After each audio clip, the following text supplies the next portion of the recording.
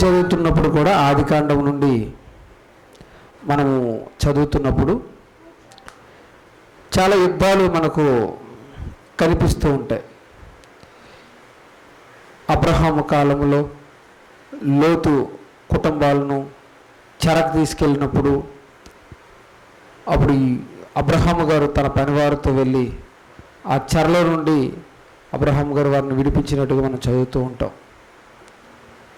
అలాగే ఇశ్రాయేలు ఈ 10 గోత్రాలని అష్షూరీయులు తీసుకువెళ్ళినప్పుడు వారు చెరకు వెళ్ళిపోయినప్పుడు మనము చదువుతూ ఉంటాం. అదేవిధంగా యూదులను బబులోనీయులు వచ్చి చెరకు తీసుకుపోయి దాసీలుగా చేసుకునే విధానం కూడా మనం బైబిల్లో చదువుతూ ఉంటాం. న్యాయాధిపతుల కాలంలో అయితే ఎన్నో సందర్భంలో దేవుడు చెరకు తీసుకువెళ్ళి మరలా తేవడం, విడుదల చేయడం, మరలా తీసుకువెళ్ళడం, మరలా విడుదల చేయడం, ఇలా న్యాయాధిపతుల్లో కూడా చదువుతుంటాం. అంటే ఒక దేశం మరో దేశం మీదకి దాడి చేసి ఆ దేశ నివాసులను ఓడించి వారందరిని కూడా చెరకు తీసుకుని వెళ్ళిపోయేవారు మనకు కనిపిస్తుంటుంది. దీన్ని చెర అంటారు. అప్పుడు ఎవరైతే చెరకు వెళ్ళిపోతున్నారో ఆ ప్రజలు బాధపడుతూ ఉంటారు, ఏడుస్తూ ఉంటారు. అయ్యో మమ్మల్ని ఎవరు కాపాడుతారు, అయ్యో మమ్మల్ని ఎవరు రక్షిస్తారు అని ఎవరైతే చెరకు వెళ్ళిపోతున్నారో, బానిసలుగా బ్రతుకుతున్నారో వారు బాధపడుతుంటారు. ఇశ్రాయేలు కూడా ఫరో దగ్గర ఐగుప్తులో 400 సంవత్సరాల పైబడే బానిసత్వం చేశారు, బానిసత్వంలో ఉన్నారు. ఆ చెరలో ఉన్న వారు ఎప్పుడైతే కొన్ని బాధలు కలిగినప్పుడు దేవునికి ప్రార్థించి మాకు ఎప్పుడు విడుదల చేస్తావని, విడుదల చేయమని మరి దేవునికి ప్రార్థించినప్పుడు మోషే గారు పంపించడం మనకు అవన్నీ తెలుసు. అంటే ఒక చెర అంటే ఒక జనం మరో జనాలకి దాసలైపోవడం, చెరగా వెళ్ళిపోవడం మనం బైబిల్లో చూసాం. అవే మనం చూసి వాటినే ఏంటనుకుంటున్నామంటే, ఇదిగో చూడు ఆ దేశం వారు ఈ దేశం వారిని ఎత్తుకెళ్ళిపోయారు, బానిసలుగా వాడుకుంటున్నారు అని మనం విన్నాం, చూసాం. ఈరోజు ఒక విషయం ఇదే చెప్పబోతున్నాను. ఆ విషయాన్ని మీరు ఎలా అర్థం చేసుకుంటారో మరి. ఈ మధ్యకాలంలో ఆడవారిని బయట దేశాలకు అమ్మేస్తున్నారని పేపర్లో మనం చదువుతుంటాం. వాళ్ళ అమ్మేసిన వారు డబ్బులు తీసుకుని వాళ్ళు వెళ్ళిపోతారు. ఆ ఎవరైతే ఉన్నారో బానిసలుగా అమ్మేశారో వారు ఇతరుల దేశాలు వెళ్ళిపోయి అక్కడ బానిస బ్రతుకుతూ ఉంటారు. అక్కడ ఏం చేయడానికి అవ్వదు. యూట్యూబ్లో మనం అప్పుడప్పుడు వీడియో చూస్తున్నప్పుడు మన వారు ఇక్కడ నుండి అక్కడికి వెళ్ళిపోయి ఎంత బాధపడుతున్నారా, ఎంత కష్టపడుతున్నారని వీడియోలు చూస్తుంటాం. గొర్రెలు కాసి ఎంత బాధపడుతున్నారో, ఆ ఎడారుల్లో ఆ ఎండల్లో ఎలాంటి పనులు చేస్తున్నారో అవన్నీ కూడా చూసి బాధపడుతుంటాం. కొందరు ఆడపిల్లలు అయితే ఎవరు కూడా ఈ దేశానికి రాకుండా బ్రతికితే ఇండియాలో అడుక్కుని బ్రతకండి తప్ప ఇలాంటి దేశాలకు రాకుండాని చెప్పే వీడియోలు కూడా ఉన్నాయి. అంటే ఒక బానిసత్వం అంటే ఎలా ఉంటుందంటే, వారికి నచ్చినట్టుగా మనల్ని ఉపయోగించుకుంటారు, లోబరుచుకుంటారు, వాళ్ళ ఇష్టం ఇంకంతే. వారి టాయిలెట్లు కడగాలి, వారి ఇల్లులు కడగాలి, వారు చెప్పినట్టుగా బ్రతకాలి. లేదంటే వారు ఒప్పుకోరు, కొడతారు, తిడతారు, చివరికి లేదంటే చంపేస్తారు. కానీ అడిగేవాడు కూడా ఉండడు ఎవడ మనల్ని. బానిస బ్రతుకంటే అలాంటిది. బానిస బ్రతుకంటే అలాంటిది. ఎలాంటిదంటే విడుదల లేని బ్రతుకు, కొట్టినా తిట్టినా ఏది పెడితే తినాలి, స్వతంత్రం ఉండదు, ఏదైనా మాట చెప్పుకోవడానికి ఉండదు. అది బానిస బ్రతుకు అంటారు దాన్ని. ఇలాంటి బానిస బ్రతుకులు మనం చూస్తున్నాం, వింటున్నాం.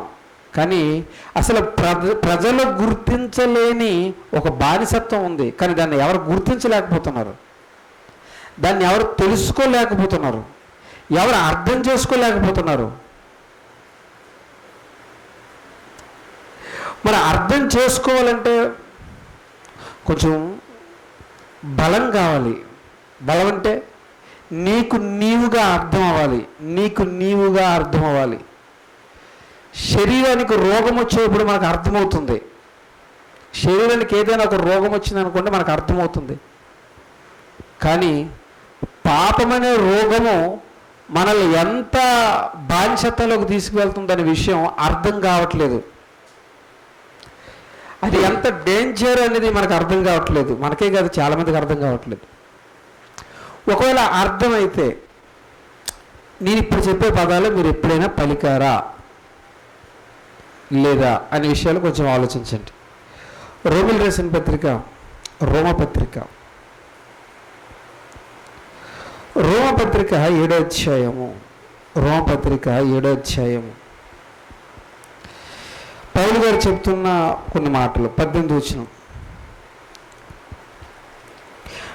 ముందు 14వ వచనం వెళ్దాం. 7వ అధ్యాయము రోమపత్రిక 14వ వచనం. ధర్మశాస్త్రము ఆత్మ సంబంధమైనదని ఎరుగుదుము, అయితే నేను పాపమునకు అమ్మబడి శరీర సంబంధునై ఉన్నాను అంటున్నాడు. చూడండి, పౌలు గారు చెప్తున్న మాట. ఏమని చెప్తున్నారు? నేను పాపమునకు అమ్మబడి శరీర సంబంధునై ఉన్నాను అంటున్నాడు. అసలు పౌలు గారు పాపానికి అమ్మబడ్డం ఏంటేంటి? ఆయన అంటున్నాడు నేను పాపానికి అమ్మబడ్డాను అంటున్నాడు ఏంటి? మనం ఎప్పుడైనా అనుకున్నామా మేము పాపానికి అమ్మబడ్డామని? ఎప్పుడైనా అది వచ్చింది ఆలోచన, ఆ థాట్ వచ్చింది ఎప్పుడైనా? మనకు రాలేదు.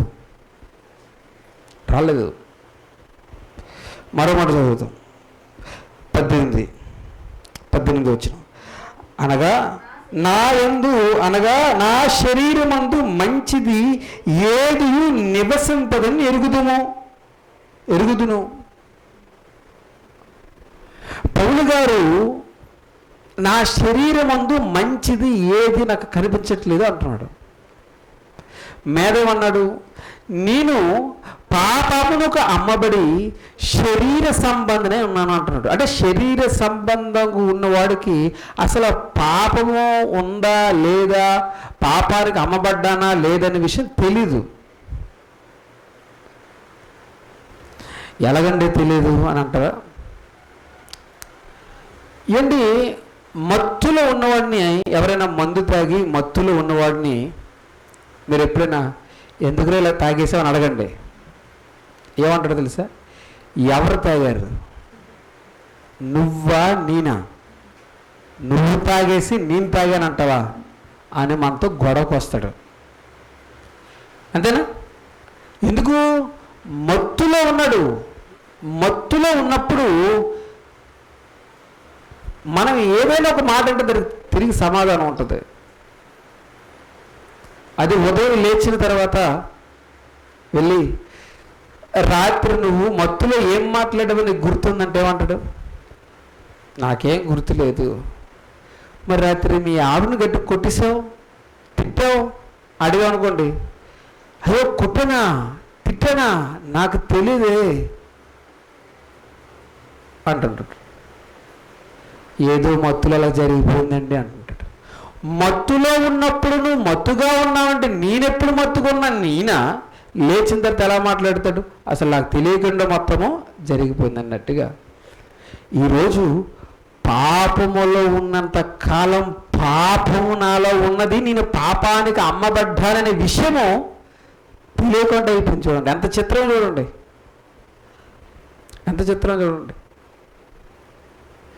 పౌలు గారు గుర్తించారు, నేను పాపమునకు అమ్మబడ్డాను, నేను పాపమునకు అమ్మబడ్డాను. 23వ వచనం, వేరొక నియమము నా అవయవములో ఉన్నట్టు నాకు కనబడుచున్నది, అది నా మనస్సునందున్న ధర్మశాస్త్రముతో పోరాడుచు నా అవయవములో ఉన్న పాప నియమమునకు నన్ను చెరపట్టి లోబడుచును. చెరపట్టి అంటుండేనండి. ఇది ఎక్కడ విన్నాం ఇంతకు ముందు?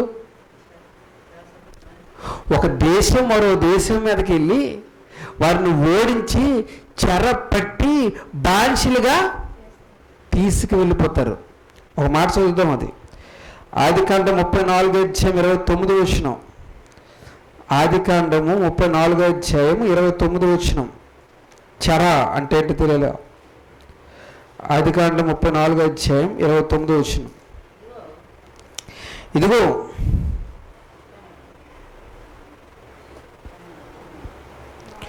34:29. వారు ధనము యావత్తును తీసుకొని వారి పిల్లలందరినీ వారి స్త్రీలను చెరపట్టి ఇంగిల్లో ఉన్నదంతయు దోచుకొనిరి అంటారు. చూడండి ఎంత అంటే ఇది ఎందుకు చెప్పారంటే చెర అంటే మీకు అర్థం కావాలని చెప్పాను. ఒక బలమైన వాడు బలహీనుల మీద పడి వాళ్ళ ఇంట్లో ఉన్న ఆస్తి, వాళ్ళ ఇంట్లో ఉన్న మనుషులను, వారి దగ్గర ఉన్నందరూ దోచుకొని వెళ్ళిపోవడమే చెర అంటారు. మరి పౌలు గారు ఇక్కడ ఏం ఉపయోగిస్తున్నారు? ఏం ఉపయోగిస్తున్నాడు? నా అవయవములనున్న పాప నియమమునకును నన్ను చెరపట్టి లోబరుచుకునిచున్నది అంటారు. చూడండి అంటే ఆ పాపము ఏం చేస్తుందంట? వ్యక్తిని లాగ పట్టుకొని ఈడ్చుకొని చెరపట్టి లోబరుస్తుందంట. నువ్వు ఎక్కడ వెళ్ళకుండా, నువ్వు ఎక్కడ వెళ్ళకుండా లోబరుస్తుందంట. మరి మనిషి లోబడిపోతున్నాడా? అబ్బో, చాలా ఈజీగా చాలా సులువుగా లోబడిపోతున్నాడు. అప్పుడు పౌలు ఇంకో మాట అంటాడు చూడండి కింద, అయ్యో నేను ఎంత దౌర్భాగ్యుడిని. ఏంటండి ఈ పదం మనం ఎప్పుడు ఓడినామా? మనం పాపానికి అమ్మబడ్డామని, పాపమనే ఒక చెరలో ఉన్నామని ఎప్పుడైనా మనకు అనిపించిందా? అనిపించిందండి? అయ్యో నేను ఎంత దౌర్భాగ్యుడును అనే పదం ఎప్పుడైనా వాడామా? ఎప్పుడైనా వాడామండి? ఎందుకు వాడలేదండి? పాపం అంటే ఏంటో అంత పెద్ద అవగాహన మన వాళ్ళకి కానీ మనకు కానీ లేదు. మరి ఎవరికి అవగాహన ఉంది? పౌలు గారికి అవగాహన ఉంది. పౌలు గారికి అవగాహన ఉంది. ఏమని అవగాహన ఉంది? పాపం అంటే అది ఒక చెర, అది మనల్ని తీసుకువెళ్ళిపోతుంది, మనల్ని లాక్కుంటూ వెళ్ళిపోతుంది, మనల్ని లోబర్చుకుంటుంది. లోకములో ఏముందంటే లోకములో పాపము ఉండును అంటది. మరి ఆ పాపం మనల్ని ఏం చేస్తుంది? రా రా పిలుస్తుంటుంది. పాపం నేను ఏం చేస్తాను అనుకున్నారు? రా, మనల్ని ప్రేరేపిస్తుంటుంది.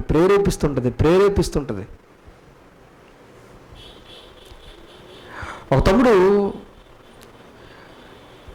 మందు మానడం గురించి మాట్లాడేటప్పుడు, అన్నయ్య మందు మానేయాలనుంది, మందు జోలికే వెళ్ళాలని లేదు, కానీ ఆ పక్కన వెళ్తున్నప్పుడు మాత్రం నా మనసు తట్టుకోలేకపోతుంది, నా నాలుక తట్టుకోలేకపోతుంది, అది నన్ను పిలుస్తుంది అంటాడు. ఏంటి మందు పిలుస్తుందా? మందు అంటే వ్యక్తిని పిలుస్తుందంట, రా రా రా రా అని.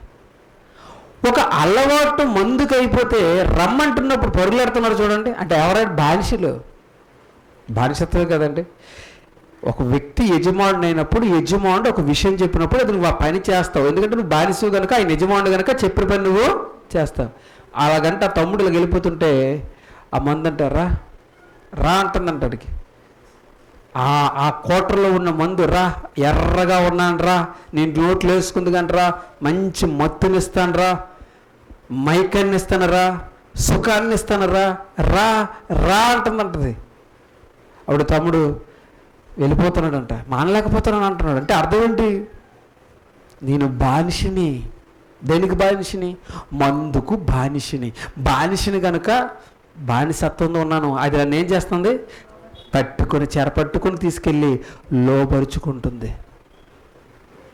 నీకు మంచి కిక్కినిస్తాను, నీకు మంచి మత్తునిస్తాను, నీకు మంచి అంటే భూమి మీద ఉన్న ఆకాశంలో ఉన్నంత తేలికగా నిన్ను చేస్తాను, రా అంటుంది ముందు. పిలుస్తుంటుందా లోకంలో ప్రతిదాన్ని? చూడండి, కొన్ని వచనాలు చదువుదాం. సామెతల గ్రంథము 1వ అధ్యాయం 10వ వచనం. సామెతల గ్రంథం 1వ అధ్యాయం 10వ వచనం. నా కుమారుడా, పాపులు నిన్ను ప్రేరేపింపదంటే పాపులు ఏం చేస్తారంటండి? అమ్మో, రా రా, మనం ఎవడైనా ఒకరిని వేసేద్దాం, రా, ఎవరి దగ్గర ఒక దొంగతనం చేద్దాం, రా, ప్రేరేపిస్తారు. చూసా మన వాళ్ళు ఒక మాట ఉండదు, అప్పుడు వినేవాళ్ళం ఎక్కువ. కొడితే చిన్న చితక దొంగతనాలు అంటారు, కొడితే కోటు కొట్టాలంటారంట. కొడితే కోటు కొట్టాల అంటే పెద్ద దొంగతనము చేయాలి. అసలు మాటలు చూడండి ఎలా ఉన్నాయి. దొంగతనమే తప్పు, వాళ్ళు అందులో చిన్న దొంగతనము, అందులో పెద్ద దొంగతనము. పిలుస్తారంట, ప్రేరేపిస్తారంట, మనకు ప్రేరేపించి రా రా, అక్కడికి వెళ్దాం రా, ఎక్కడికి వెళ్దాం రా, వాడిని వేసేద్దాం రా, వీడిని పొడిసేద్దాం రా, మనకేంటి, మనకు అడిగినోడు ఎవడున్నాడు, మనం ఏం చేసినా పర్లేదు, మనకు కావాల్సింది డబ్బే డబ్బు అంతే, ఆ డబ్బు సంపాదించుకుంటే చాలు, ఎలాగైనా మనం బ్రతకొచ్చు, ఏదైనా మనం తినొచ్చు అని మనల్ని ఏం చేస్తారంట? ప్రేరేపిస్తారంట. ప్రేరేపిస్తుంటారు. పాపం మనుషులను ప్రేరేపించి పట్టుకుంటుంది, అది పట్టుకుంటుంది. ఏంటి 6వ అధ్యాయం చదువుతుంది చూడండి.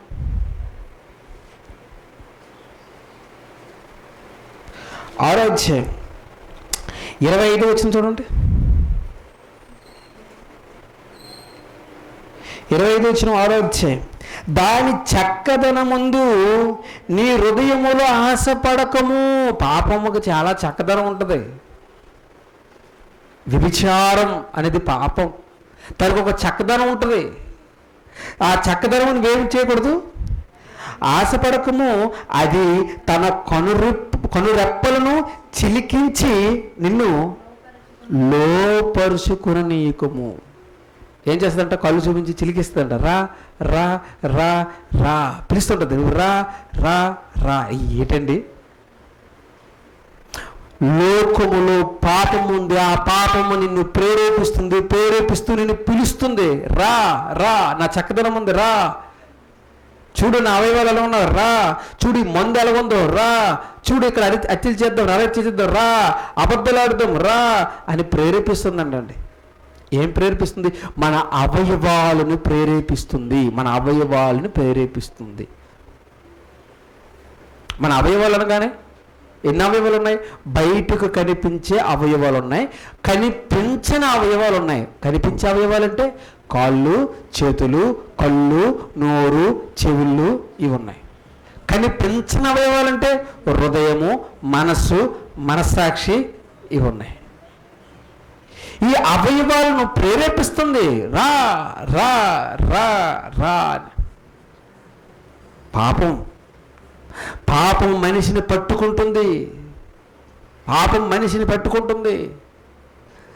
ప్రతి అవయవాలను పెట్టుకుంటుంది. హృదయాన్ని పట్టేసుకుంటుంది, మనసును పెట్టుకుంటుంది, మనసాక్షిని పెట్టేసుకుంటుంది, కళ్ళుని పెట్టేసుకుంటుంది, చెవులను పెట్టేసుకుంటుంది, నోటిని పెట్టేసుకుంటుంది, అవయవాలన్నిటినీ పట్టేసుకుంటుంది. ఒక అవయవం తర్వాత మరొక అవయవం, మరొక అవయవం తర్వాత మరొక అవయవం. ప్రతి అవయవాన్ని ఈ పాపమనే విషముతో నింపుతుంది. నింపి నింపి నింపి టోటల్గా శరీరంలో ఉన్న ప్రతి అవయవాన్ని కూడా ఏం చేస్తుంది తెలుసా?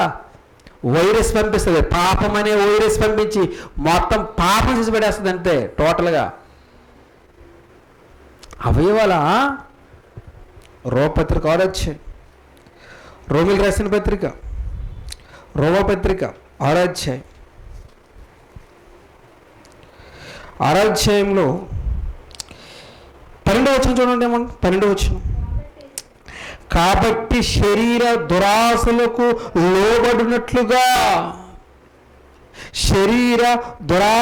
లోబడినట్లుగా చావునకు లోనైన మీ శరీరమందు పాపము ఏలనీయకుడి. పాపం ఏలకూడదు, మీ శరీరమందు పాపం ఏలకూడదు చెబుతూ కింద వచ్చిన మరియు మీ అవయవములు ఏటి అవయవములు? కన్ను, ముక్కు, కాలు, చేలు బయట కనిపించినవి అంతరంగములు ఉన్నవి, మనసు, హృదయము, మనసాక్షి, ఇవి కూడా ఇవి మొత్తము మీ అవయవాలే. ఈ అవయవాలన్నీ కూడా ఏమంటున్నాడు? దుర్నీతి సాధనములుగా పాపమునకు అప్పగింపకుడి అంటాడు. అంటే మీ నోరు ఉంది, పాపానికి అప్పు చెప్పొద్దు. నీ కళ్ళు ఉన్నాయి, పాపానికి అప్పు చెప్పొద్దు. నీ చెవులు ఉన్నాయి, పాపానికి అప్పు చెప్పొద్దు. నీ కాళ్ళు ఉన్నాయి, నీ పాపానికి అప్పు చెప్పొద్దు. నీ చేతులు ఉన్నాయి, నీ పాపానికి అప్పు చెప్పొద్దు.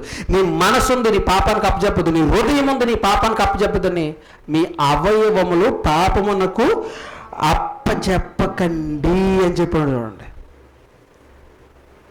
ఇప్పుడు మనం ఉన్నాం, మన అవయవాల్లో ఏ అవయవం అప్పచెప్పున్నామో మనకేం తెలుసు. కొన్ని అవయవాలు అయితే మంచిగా ఉండొచ్చేమో, మరికొన్ని అవయవాలు బాగున్నావో లేదో ఒకసారి చెక్ చేయండి. బాగున్నావో లేదో ఒకసారి చెక్ చేయండి. సార్ నా నోరండి కరెక్ట్ పర్ఫెక్ట్ అండి, నా నోటు నుండి ఎప్పుడు కూడా అబద్ధము కానీ, ద్వేషం కానీ, కపటం కానీ అలాంటివి ఏటి రావండి. నా నోరు ఎప్పుడు యథార్థమైన మాటలే వస్తాయి, నా నోరు ఎప్పుడు సత్యమే మాట్లాడుతుందండి అనండి. అంటే అది స్వతంత్రంలో ఉంది, నీ నోరు నీ స్వతంత్రంలో ఉంది, పాపానికి బానిస అవ్వలేదు ఇంకా అది.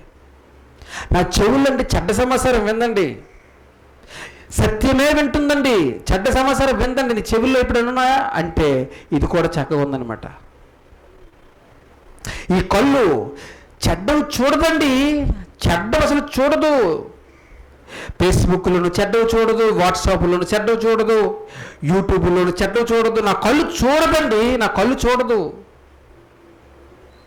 అంత మంచి కళ్ళ మనవి. ఎందులోకి అందరికి వెళ్ళినప్పుడు మనకు ప్రేరేపిస్తుంటే చూడండి, అది చూడు, అది చూడు, ఇది చూడు, ఇది చూడు, ఇది బాగుంటుంది, ఇది చూడు, అది చూడు, అది బాగుంటుంది, ఇది చూడు, గంటల కొలుది చూడు చూడు చూడు చూడు చూడు. సెల్ ఫోన్లో ఛార్జింగ్ అయిపోవాలి, నీకు సొంగలు కారిపోయినంత వరకు చూడు చూడు చూడు చూడు చూడు. చూడడమే, టైం ఎలాగెళ్ళిపోతుందో కూడా తెలియదు, చూడడమే. మన కళ్ళు ఏమవుతున్నాయి? అమ్మేస్తున్నావు. దేనికి? పాపము చూడడానికి అమ్మేస్తున్నావు. నీకు తెలియకుండా నీ కళ్ళు అమ్మబడుతున్నాయి. చెడ్డ సమాచారం విను విను విను అంటే నీకు తెలియకుండా నీ చెవులున్న అవయవాలు పాపానికి అమ్మబడుతున్నాయి, అవి బానిసైపోతున్నాయి. నీ నోరు చెడ్డ సమాచారం చెప్పడం వలన, యథార్థత లేకపోవడం వలన, సత్యం పలకకపోవడం వలన నీ నోరు నీకు తెలియకుండా పాపానికి అమ్మబడుతుంది, అమ్మబడిపోతుంది. నీ హృదయంలో ఎప్పుడు చెడ్డ ఆలోచనలు ఉండడం వలన, ఎప్పుడు ఎదుటి వ్యక్తి మీద చెడు ఆలోచనలు కలిగి ఉండడం వల్ల, ఎప్పుడు ధనాశ మీద ఎప్పుడు ఈ హృదయం కలిగి ఉండడం వలన, ఎప్పుడు హృదయంలో చెడ్డ సమాచారం ఉండడం వల్ల హృదయం అంతా అమ్మబడ్డది. దేనికి? పాపానికి. నీ మనసు ఎప్పుడు కూడా వాక్యం మీద వెళ్ళక, సత్యంపై వెళ్ళక, నీ మనసు ఎప్పుడు కూడా మంచివాటి వైపు వెళ్ళక, ఎప్పుడు చెడ్డవాటి మీదకి వెళ్ళి చెడు ఊహలతో, చెడు పనులతో నిండిపోయి నీ మనసు ఉంది. నీకు తెలియకుండా నీ మనసు పాపానికి అమ్మబడ్డది. నీకు తెలియకుండా ఒక్కొక్క అవయవం నువ్వేం చేస్తున్నావు? పాపానికి ఏం చేస్తున్నావు? అమ్మేస్తున్నావు. ఈరోజు డబ్బుకు అమ్ముకున్నట్లుగా కిడ్నీ అమ్ముకున్నాడు, కిడ్నీ అమ్మేసుకుంటున్నాడు, కన్ను అమ్ముకున్నాడు, కన్ను అమ్మేసుకుంటున్నాడు, అవయవాల్లో కొన్ని అమ్మేసుకుంటున్నాడు కదా ఈరోజు. దేనికి? డబ్బుకి. అలాగే అవయవాలు మనకు తెలియకుండా పాపానికి మనం అమ్మేసుకుంటున్నాం. ప్రతి అవయవము. మరి అవయవాలన్నీ కూడా ఎక్కడికి వెళ్ళిపోయి పాపానికి బానిసైపోయి ఆ పాపము చేయలేకపోతే నేను ఉండలేనని స్థాయికి వెళ్ళిపోయావు. నేను కంట్రోల్ లేనండి అంటున్నావు. ఒక చిన్న విషయం అండి, ఒక గృహంలోకి వెళ్ళి కొంచెం దేవుని వాక్యం మాట్లాడుకుంటున్నప్పుడు వారు ఒక విషయం చెప్పారండి. ఈ సందర్భంలో అది బాగుంటుంది, కరెక్ట్గా సరిపోద్ది. ఒక పండుగ వచ్చిందంటే పండుగ వచ్చిన టైంలో మరి అందరూ కూర్చున్నారు. పండగ అంటే మంచి భోజనాలు ఏంటి. మరి కూతుర్లు పెళ్లి చేశాడు, కుమారుడు లేడు, పెళ్లి చేశాడు, కూతుర్లు పెళ్లి చేసి అల్లుడు పిల్లల్ని అందరూ రప్పించాడు, అందరూ కూర్చోబెట్టాడు, భోజనాలు పెట్టిస్తున్నాడు, మంచి పద్ధతిగా మంచిగా నడిపిస్తున్నాడు. అప్పుడు ఒక అల్లుడు పెద్దల్లుడు చూసి, అలా ఆవిడతో చెప్తున్నాడు, చూసావా మీ నాన్న ఎంత బాగా అన్ని చక్కగా తెచ్చి ఎంత మంచి రుచిగా భోజనాలు పెడుతున్నాడు, ఓకే ఇదంతా మంచిదే, కానీ మీ నాన్న దగ్గర దగ్గర 300-400 రూపాయలు రోజుకి ఆ మందుకు పెట్టుతున్నాడు, ఆ సిగరెట్లకు పెట్టేస్తున్నాడు. మన ఇల్లు కట్టడానికి 200 అయితే ఎంతో ఎక్కువ అనుకుంటున్నాం, కనీసం 300-400 అవి పెట్టేసిన బుద్ధులు అవి ఆపితే ఎంతో బాగుంటుంది కదని కూతురు చెప్తే, కూతురు ద్వారా చెప్పించాడు అల్లుడు. అప్పుడు కూతురు అడుగుతుంది, నాన్న ఇంత చక్కగా చూస్తున్నావు కదా నాన్న, అదేదో మందు కొంచెం మానేవచ్చు కదా, ఆ సిగరెట్ కొంచెం మానేవచ్చు కదా నాన్న అన్నప్పుడు మరి ఆ తండ్రి ఏమంటాడో తెలుసా, మీరు ఇంటికి వస్తే రండి, లేకపోతే మానేయండి, మీరు మానేసినా నాకు పర్లేదు, కానీ నేను మాత్రం మందు మానలేను, ఆ సిగరెట్ మానలేను, నాకు ఎప్పుడు కూడా మాను అని మీరు నాతో చెప్పకండి, నేను అవి మానను అని చెప్తున్నాడు తండ్రి. అంటే ఒక బానిస ఏ స్థితిలోకి వెళ్ళిపోయాడంటే, కూతురు రాకపోయినా పర్వాలేదు, పిల్లలు మనవలు రాకపోయినా పర్వాలేదు, భార్య లేకపోయినా పర్వాలేదు, కానీ మాత్రం నా యజమానుడైన ఆ మందుకు మాత్రం నేను దూరము అవును. నేను బాగున్నా నాకు కావాలి, బాగు లేకపోయినా కావాలి, చివరికి నేను చచ్చిపోయిన దాని మీద కాదు పోయాలి, అంత స్థితికి వెళ్ళింది ఈరోజు. చూసారా మీరు, చనిపోయిన వారి దగ్గర మందు పోస్తుంటారు, అంత స్థితి. బానిస, నీ నోరు బానిసలోకి వెళ్ళిపోయిందేమో, నీ అవయవాలు బానిసత్వంలోకి వెళ్ళిపోయేమో. బానిసత్వంలో వెళ్ళిపోయి విడిపించడం చాలా కష్టం దేవుని పిల్లలు, చాలా కష్టం. ఇదిగో ఒకప్పుడు బానిసత్వం అనేవారు, భారతదేశంలో బానిసత్వం ఉండేదనేవారు.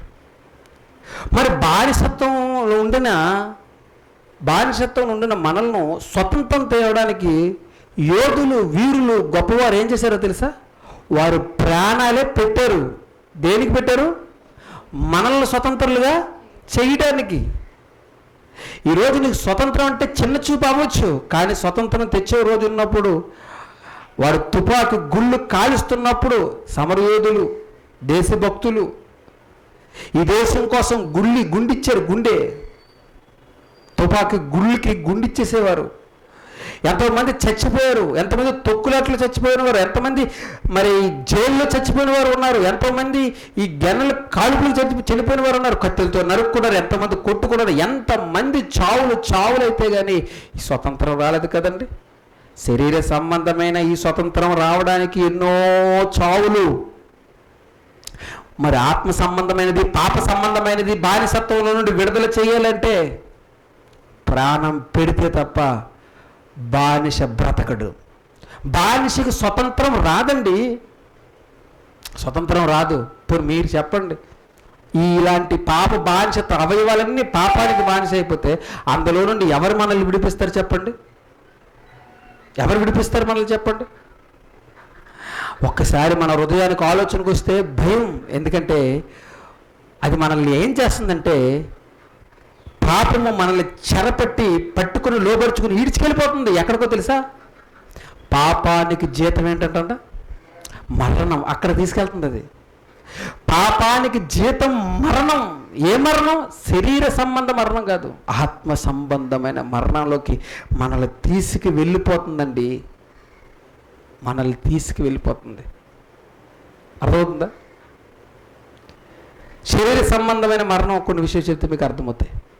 ఇప్పుడు మనము ఇలా ఉన్నాం, ఒక అవయవానికి జబ్బు చేసింది అనుకోండి, ఆ జబ్బు చేసిన అవయవం మరొక దానికి ఏం చేస్తుందంటే, అలా వదిలేస్తే మరొక దానికి జబ్బు చేస్తుంది. దాన్ని వదిలేస్తే ఒక విషయం చెప్తాను, రియల్గా జరిగింది చెప్తాను.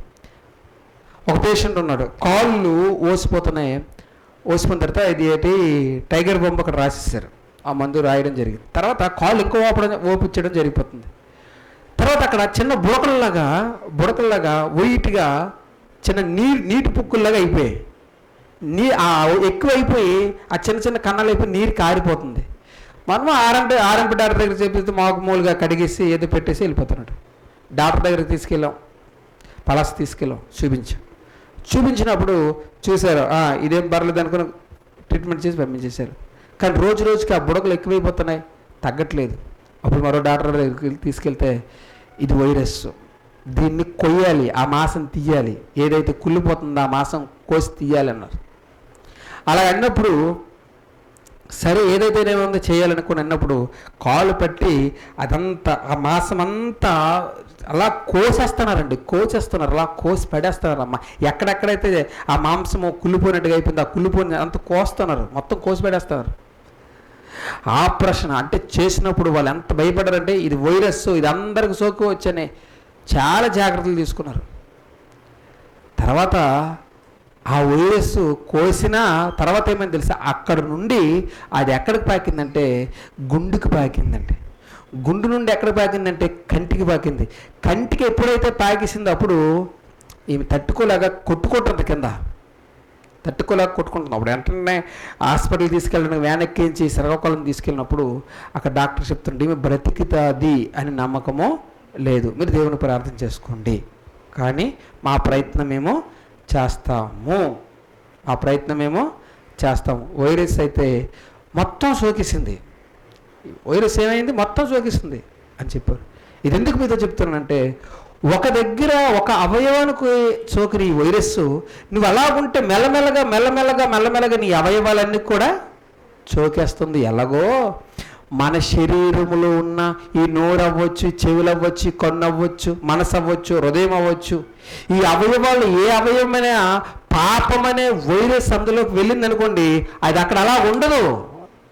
మనసు నుండి హృదయంకి, హృదయం నుండి కంటికి, కంటి నుండి చెవులకి, చెవుల నుండి నోటికి, ఇవన్నిటికి కూడా పాపం అనేది సోకేస్తుంది.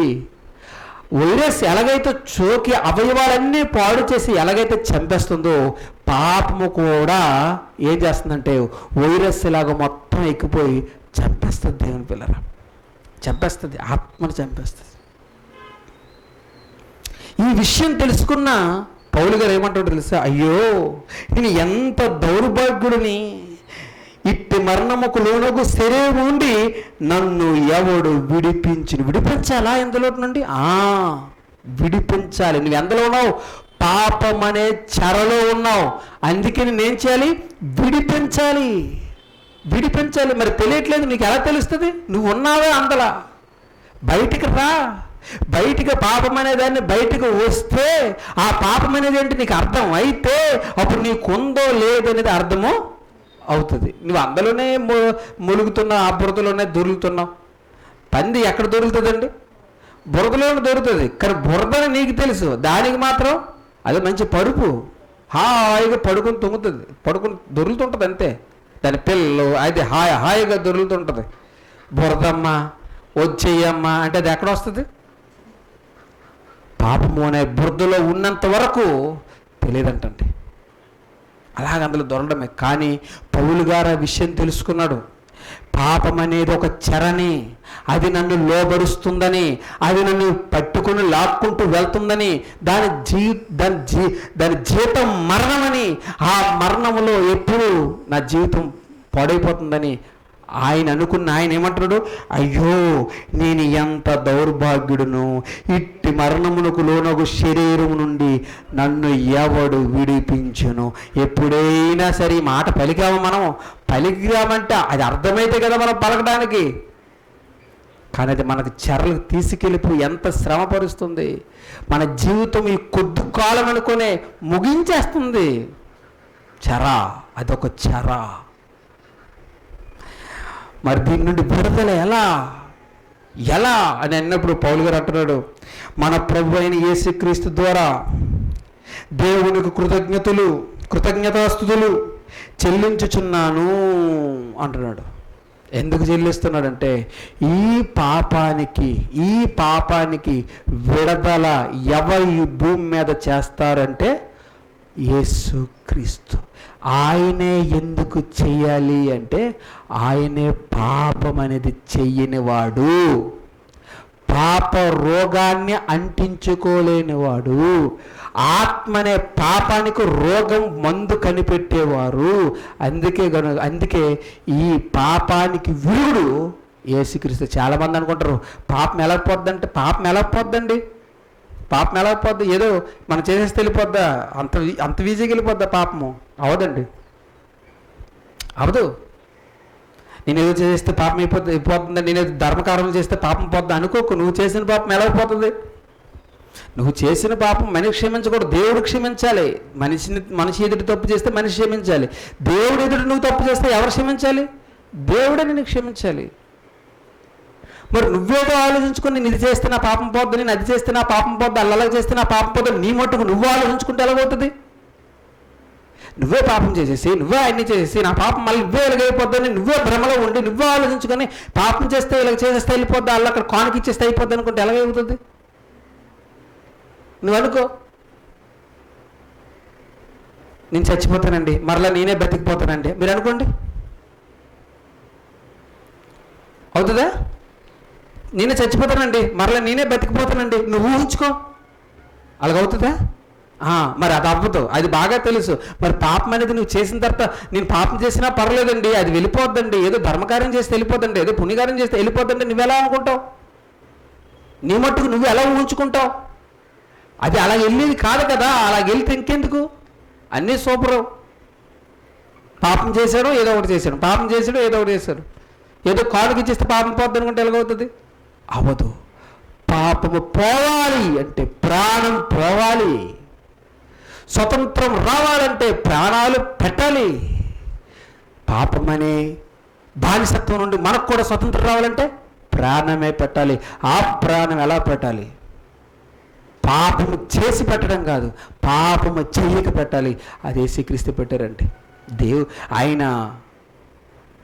కలిగి ఉన్నదేది కూడా ఆయన లేకుండా కలగలేదు అనే గొప్ప ప్రభువు. ఆయన పాపాన్ని తీయడానికి ఎంత తగ్గించుకున్నాడో, ఎలాంటి పరిస్థితికి వెళ్ళిపోయాడో తెలిసి దేవుని పిల్లలు. పాపము నుండి విడుదల యేసుక్రీస్తే చేస్తారని ఎప్పుడో ప్రవచించారు ప్రవక్తలండి. ఒకసారి చూద్దాం. 61వ కీర్తన, కీర్తన రాసిన గ్రంథం 61వ కీర్తన, కీర్తన గ్రంథం 61వ కీర్తన 1వ వచనం. దేవా నా మొర ఆలకింపుము, నా ప్రార్థనకు చెవియొగ్గుము.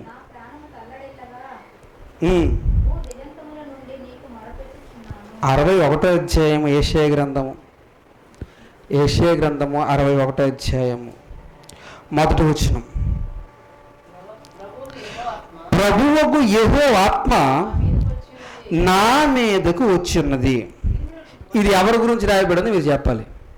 ప్రభువుకు ఆత్మ నా మీదకు వచ్చున్నది, దీనికి సువర్తమానం ప్రకటించుటకు యెహోవా నన్ను అభిషేకించెను. ఎవరి గురించి? యేసుక్రీస్తు కొరకు. చూడండి ఇప్పుడు ఏమి రాయబడుతుంది. నలిగిన హృదయము గలవారిని దృఢపరచుటకును, నెక్స్ట్ చెరలో ఉన్నవారికి విడుదల. ఏమి చెర ఇది? పాపం అనే చెర. పౌలు గారు ఏమంటున్నాడు? పాపం అనే చెరలో నుండి అంటున్నాడు. అంటే పాపం అనే చెర. ఇప్పుడు యేసుక్రీస్తు చెప్తున్న మాట చూడండి. చెరలో ఉన్న వారికి విడుదల, బంధింపబడిన వారికి విముక్తి ప్రకటించుటకును అంటుంది. ఇదంతా యేసుక్రీస్తు గురించి రాయబడిన మాటలే. పాపం బంధించేసింది. పాపము చెరలో ఉన్నవారిని, చెరలో ఉన్న పెట్టి అందరిని బంధించేసింది. ఈ బంధించిన వారికి విడుదల కావాలి. విడుదల కావాలంటే యెహోవా దేవుడు తన కుమారుడిని అభిషేకించి తన ఆత్మను పెట్టి ఈ భూమి మీదకి పంపించినట్టుగా మనకు కనిపిస్తుంది. కానీ మన పాపాలు తీయడం ఎంత కష్టమో తెలిసే దేవుని పిల్లరా. ఆయన అభిషేకించాడు, ఆయన పంపించాడు, కానీ పాపాలు తీయడం, పాపము చేసిన వ్యక్తికి స్వతంత్రం ఇవ్వడం ఎంత కష్టమో తెలుసా దేవుని పిల్లరా. ఎంత కష్టమో తెలుసా, ఎంత కష్టమో తెలుసా, ఎంత బాధో తెలుసా, ఎంత బాధో తెలుసా. అది యెషయా గ్రంథం 50 అధ్యాయం, యెషయా గ్రంథం 50 అధ్యాయం 5వ వచనం చదువుదాం. 5వ వచనం ఉంది. ఇది కూడా ఆయన కొరకు రాయించిన మాటే. ప్రభువుకు యెహోవా నా చెవికి వినే బుద్ధి పుట్టింపగా నేను ఆయన మీద తిరుగుబాటు చేయలేదు, వినకుండా నేను తొలగిపోలేదు. ఆయన చెప్పిన ప్రతి మాట నేను విన్నాను, ఆయన చిత్తమే నేను జరిగించాను, ఆయన చిత్తం నుండి నేను తొలగిపోలేదు, ఆయన మాట వినకుండా నేను తొలగిపోలేదు అంటున్నాడు. నెక్స్ట్, కొట్టేవాడికి నా వీపున అప్పగించి తిని అంటాడు. చూడండి, నా వీపుని ఎవరికి అప్పచెప్పాను? కొట్టేవారికి, ఎందుకు కొట్టేవారికి అప్పచెప్పాలి? పాపమనే బానిసలో అవయవాలు అన్నీ అప్పగించేసిన వారందరినీ, చెరలో ఉన్న వారందరిని ఏం చేయాలి?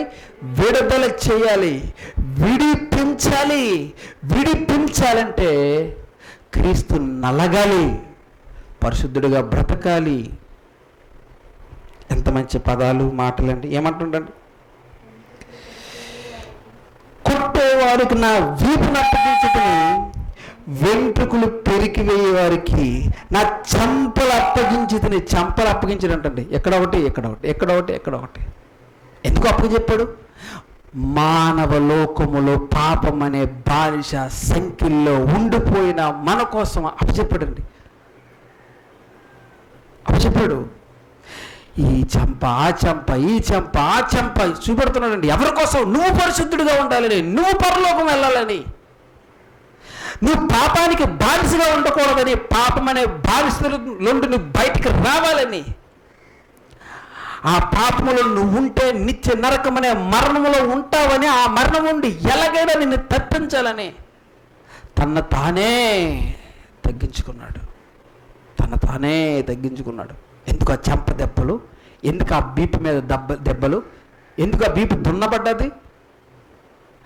మన అవయవాలు మనం ఏం చేసామండి? పాపానికి అమ్మేశాం, మనకు తెలియకుండా. మన అవయవాలను నమ్మేశాం, పాపం అనే చెరకు పట్టబడ్డాం. అందుకే పాపం మానలేకపోతున్నాం.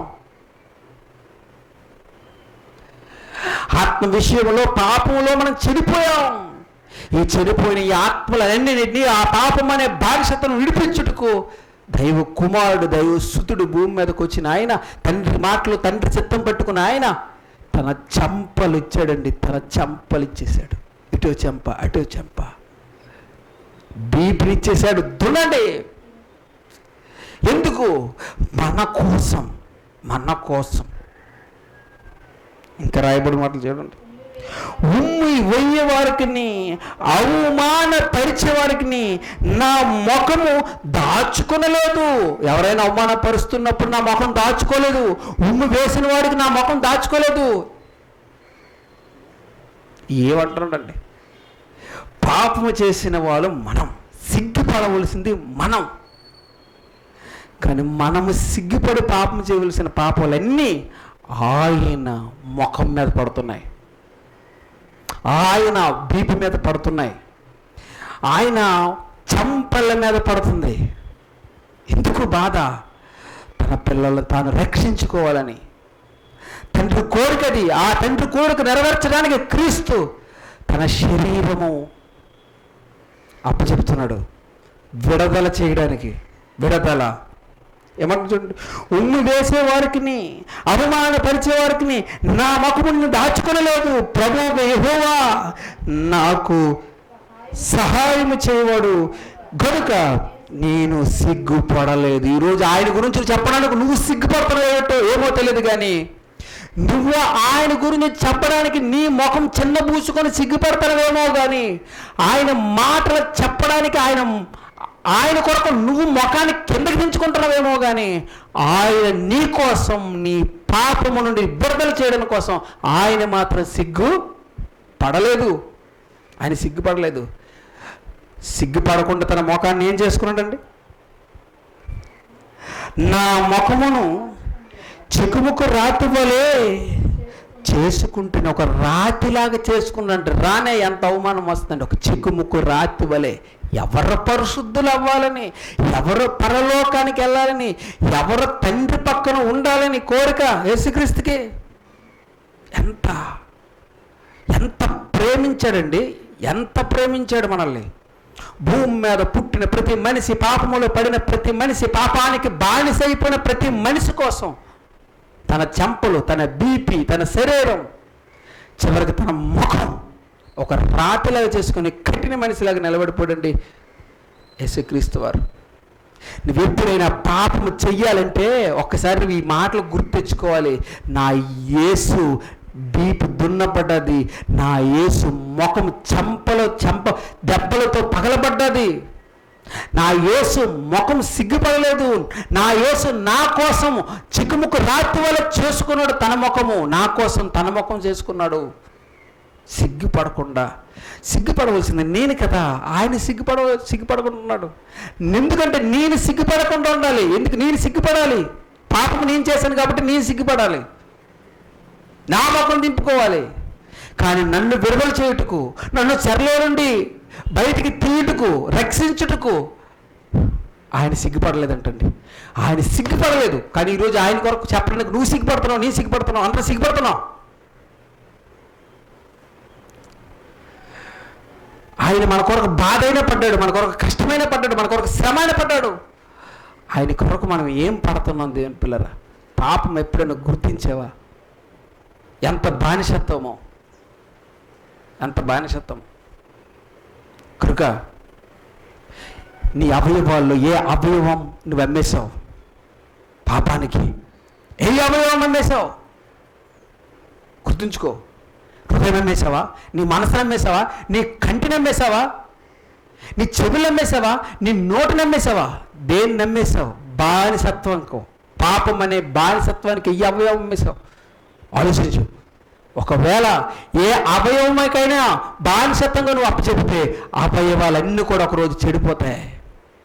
ఈ శరీరం అంతా ఎలా అప్పచెప్పమన్నాడు ఒకసారి బైబిల్ రోమా పత్రిక 12వ అధ్యాయం మొదటి వచనం. రోమా పత్రిక 12వ అధ్యాయం మొదటి వచనం. కాబట్టి సహోదరులారా, పరిశుద్ధమును దేవునికి అనుకూలమైన సజీవ యాగముగా మీ శరీరమును ఆయనకు సమర్పించుకునడని అంటారు. చూడండి, ఎలాగంట? పరిశుద్ధమును దేవునికి అనుకూలమైన మీ అవయవాలు, మీ శరీరము ఆయనకి సమర్పించుకోండి. అంటే నువ్వు ఎలాంటి అవయవాలు దేవునికి ఇవ్వాలి? ఏ అవయవాలైతే దేవుడిచ్చాడో ఆ అవయవాలని నీవు ఎలాంటి అవయవాలు ఇవ్వాలి తెలుసా? ఎలాంటి అవయవాలు ఇవ్వాలి? పరిశుద్ధమైన అవయవాలు ఆయనకు నువ్వు అప్పచెప్పాలి. ఏంటి? మీ కిడ్నీ పోయిందనుకోండి, ఎవరిదైనా ఒక జబ్బు కిడ్నీ తెస్తే బాగుంటుంది, మీకు పెడితే బాగుంటుందా? మీ కన్ను పోయిందనుకోండి, ఎవరి కొన్నైనా చెడ్డ కొన్ను తెచ్చి మీకు పెడితే అవుతుందా? అలాగ అవ్వదు కదా.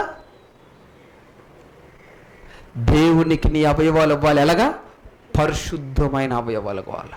మరి పరిశుద్ధం అవయవాలకు ఇవ్వాలంటే నీ అవయవాలకి పాపం అనే వైరస్ ఎక్కించకూడదు. బానిసత్వంలోనికి అవయవాలు తీసుకెళ్ళకూడదు. ప్రతి అవయవాన్ని నీతి సాధనాలుగా ఈ అవయవాలు అప్పగించాలి. లేదు, నా అవయవాలు నా ఇష్టం వచ్చినట్టు వాడుకుంటాను, నా ఇష్టం వచ్చినట్టు ఉంటానంటే నీ ఇష్టమే. పాపం ముదిరితే నువ్వు పోతావు. ఎలా పోతావో నీకు తెలీదు. మరణం, పాపానికి వచ్చే జీతం మరణం. ఒక్కసారి జ్ఞాపం చేసుకోండి. ఒకవేళ మనలోనైనా ఎవరినైనా పాపం ప్రేరేపిస్తుందా? అయితే నువ్వు ఎవరిని గుర్తించుకోవాలి? యేసుక్రీస్తుని గుర్తించుకోవాలి. ఏం గుర్తించుకోవాలి? ఇదిగో ఈ పాపం నిమిత్తమే కదా ఆయన బీపీ నలిగిపోయింది, ఆయన ముఖం నలిగిపోయింది, ఆయన శరీరం నలిగిపోయింది, ఆయన ముఖం చిక్కుముక్కు రాత్రిలా చేసుకోవడం జరిగింది. నేను జీవితంలో వల్ల పాపానికి అప్పచెప్పబడను. నా అవయవాలు దేవునికి కూడా పాపానికి అప్పచెప్పను. నేను పాపానికి అప్పచెప్పను. ఈ అవయవాలు అన్నీ కూడా దేవునికి అప్పచెప్తాను. ప్రతి అవయవం కూడా నేను దేవునికి అప్పచెప్తాను. కన్ను, ముక్కు, కాలు, చేతులు ఇవన్నీ కూడా పాపమనే జోలికి వెళ్లకుండా అవి నన్ను ఎంత ప్రేరేపిస్తున్నా ఆ ప్రేరణలకు నేను క్రీస్తుని జ్ఞాపకం చేసుకుని, క్రీస్తు శరీరం జ్ఞాపకం చేసుకుని, క్రీస్తు ఇచ్చిన రక్తం జ్ఞాపకం చేసుకుని, ఆయన ముఖాన్ని జ్ఞాపకం చేసుకుని మరలా ఈ అవయవాల పాపమనే బానిసత్వంకి నేను వెళ్ళమన్నా వెళ్ళను. అవి ఎంత ప్రేరేపించినని వెళ్ళనని గట్టి నిర్ణయం ఈరోజు మనం తీసుకుంటామా? ఆలోచించండి. ఈరోజు మనం తీసుకుంటామా? పాపం అనే బానిసత్వానికి వెళ్ళకుండా మనం ఈరోజు నిర్ణయం తీసుకుందామా? ఆలోచించండి. కనుక దేవుని పిల్లలారా, పాపం అనేది పౌలు గుర్తించాడు. అదొక చెరని, దానికి మరణం వైపు మనల్ని లాక్కెళ్ళిపోతుందని, అందులో విడుదల పొందాలని, ఆ విడుదల ఇచ్చేవాడు ఒక యేసుక్రీస్తునని. ఎందుకు యేసుక్రీస్తునంటే ఆయనే పాపము కోసం ఈ భూమి మీద పరిశుద్ధమైన దేహాన్ని పెట్టాడని గుర్తించాడు, మారాడు. అలాగే మనం కూడా ఈరోజు మారిన మనము మరలా ఈ అవయవాలను ఏం చేయకూడదు? పాపానికి అప్పచెప్పకూడదు. ఆలోచించండి, క్రీస్తుని జ్ఞాపకం చేసుకోండి, క్రీస్తులో బ్రతకండి.